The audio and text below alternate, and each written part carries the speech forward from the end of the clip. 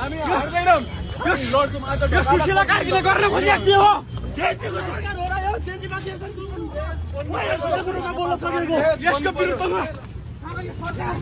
भन्दा आए त यो हत्याराहरू अझै पनि प्रश्न उठाउन खोज्दैन अझै पनि हाम्रै आन्दोलन भनेको सरकारले हामीले पक्राउ गर्छ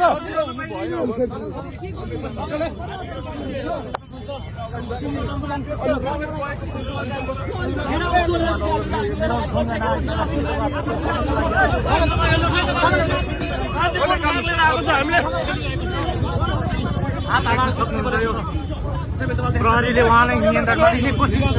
यो निश्चित छ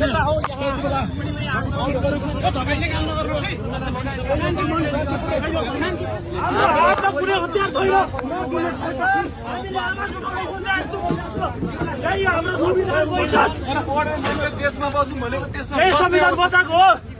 यसैको लागि हामी लडिरहेका छौँ यसैको लागि लडिरहेको यस्तो भइरहेछ आवाज उठाउँदाखेरि यस्तो स्थिति छ त हामी पुलिसहरूको मनोबल बढ्नु पर्छ भन्ने नै चाहन्छौँ हामीलाई त्यहाँ जान दिनुहोस् प्लिज हामीले मागेको तपाईँहरूको लागि पनि हो सबैको लागि हो यो चुनावको मात्र म्यान्डेट हो सरकारको जुन सरकारले पनि चुनाव गर्नै पर्छ हामीले भन्ने होइन उहाँले हामीले चाहेको हाम्रो कुराहरू चुनाव 82 मा सार्ने के आवश्यकता थियो भने त्यसैको लागि सुशीला कार्कीले जसरी भन्दै हुनुहुन्छ कि चुनाव गरेर बदलाव हुन्छ त्यो कुनै पनि असम्भव छैन हामी जिन्सहरू बाटोमा उत्रयो भने एमालेहरूले हामीले फेरि लगाइनेछन् काङ्ग्रेसले फेरि लगाइनेछन् डराएको होइन हामी प्रश्न उठाउन खोज्यौँ त्यो 23 गतेको हत्यारा केपी ओलीसँग किन खुला ढङ्गले अगाडि हिँडिरहेको छ किन प्रश्न उठाउन सकिरहेको छ पक्राउ गर भने हत्याराहरूलाई पक्राउ गर भ्रष्टाचारीहरूमाथि कारवाही गर हामी आवाज सिंहदरबारबाट हामी कतै पनि हट्दैनौँ हामी यहाँबाट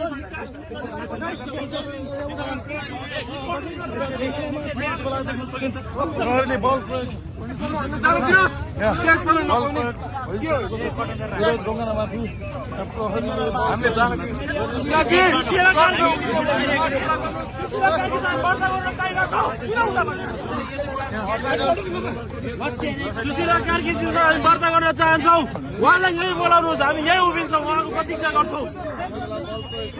हाम्रो कुराहरूको मागहरूको सुनवाई गर्नुहोस्